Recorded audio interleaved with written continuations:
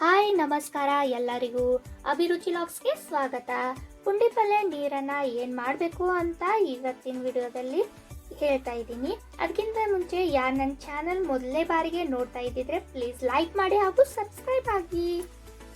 ಕುದಿಸಿರೋ ಪುಂಡಿ ಪಲ್ಯ ನೀರನ್ನು ನಾನು ಒಂದು ಜಾರಿಯಲ್ಲಿ ಸೋಸಿ ತೆಗಿತಾ ಇದ್ದೀನಿ.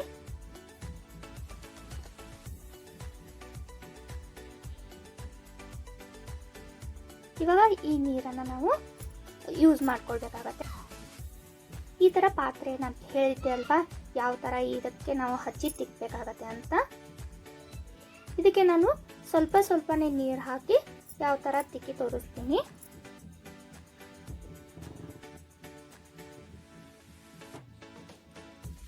ಸ್ವಲ್ಪನೇ ತಿಕ್ಕಿದ್ರು ಕೂಡ ಚೆನ್ನಾಗಿ ಸ್ವಚ್ಛ ಆಗತ್ತೆ. ನೋಡ್ತಾ ಇರಿ, ನಿಮ್ಮ ಮುಂದೆ ಗೊತ್ತಾಗತ್ತೆ. ನಾನು ತುಂಬಾನೇ ಭಾರ ಕೂಡ ಹಾಕ್ತಾ ಇಲ್ಲ. ಕೊಳೆ ಎಷ್ಟು ಬೇಗ ಹೋಗುತ್ತೆ ಅಂತ ನೀವೇ ನೋಡಿ. ಸೊ ಕುಕ್ಕರ್ ಕೂಡ ಇದೇ ಥರನೇ ಯೂಸ್ ಮಾಡಬೇಕು.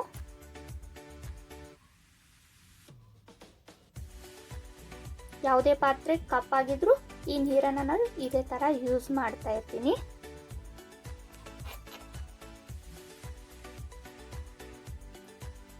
ನೋಡಿ ಎಷ್ಟು ಚೆನ್ನಾಗಿ ವಾಶ್ ಆಗಿದೆ. ಇವಾಗ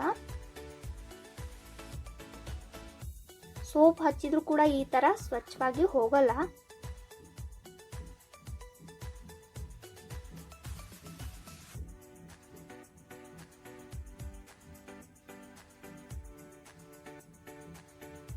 ಇವಾಗ ಸ್ವಚ್ಛ ಆಗಿದೆ ನೋಡಿ. ಮೊದಲಿರೋದಕ್ಕೂ ಈಗಿರೋದಕ್ಕೂ ಎಷ್ಟೊಂದು ವ್ಯತ್ಯಾಸ ಇದೆ ನೋಡಿ. ಇವಾಗ ಈ ನೀರನ್ನು ಹಾಕಿ ನಾನು ತೊಳಿತಾ ಇದ್ದೀನಿ.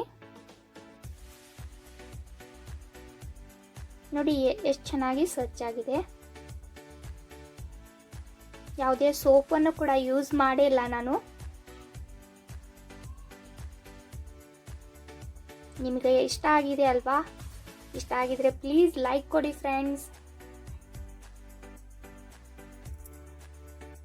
ಇವಾಗ ಬಾದಾಗಿರೋ ಲಿಂಬು ಇರುತ್ತೆ ಅಲ್ವಾ, ನಾವು ಬಾದಾಗಿದೆ ಅಂತ ಚೆಲ್ ಬಿಡುತ್ತೇವೆ.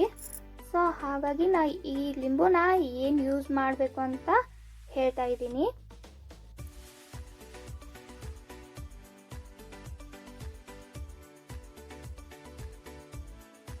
ಈ ಲಿಂಬುನ ನಾನು 2 ಹೋಳಾಗಿ ಕಟ್ ಮಾಡ್ತಾ ಇದ್ದೀನಿ. ಅದೇ ಥರ ಎಲ್ಲ ಲಿಂಬುನು ನಾನು ಇದೇ ಥರ ಕಟ್ ಮಾಡಿ ಇಡ್ತಾ ಇದ್ದೀನಿ.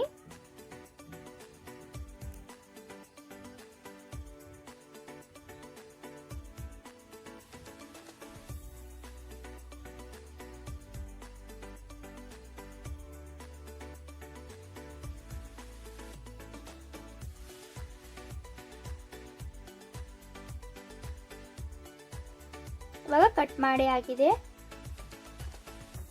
ನಾನು ಒಂದು ಡಬ್ಬಿಲಿ ಪ್ಲಾಸ್ಟಿಕ್ ಡಬ್ಬಿ ಯೂಸ್ ಮಾಡಬೇಕು. ಈ ಡಬ್ಬಿಲಿ ನಾನು ಹಾಕಿ ಇಡ್ತಾ ಇದ್ದೀನಿ. ಇದಕ್ಕೆ ನಾನು ಸ್ವಲ್ಪ ಉಪ್ಪನ್ನ ಹಾಕ್ತಾ ಇದ್ದೀನಿ. ಸ್ವಲ್ಪ ಜಾಸ್ತಿನೇ ಹಾಕಬೇಕು.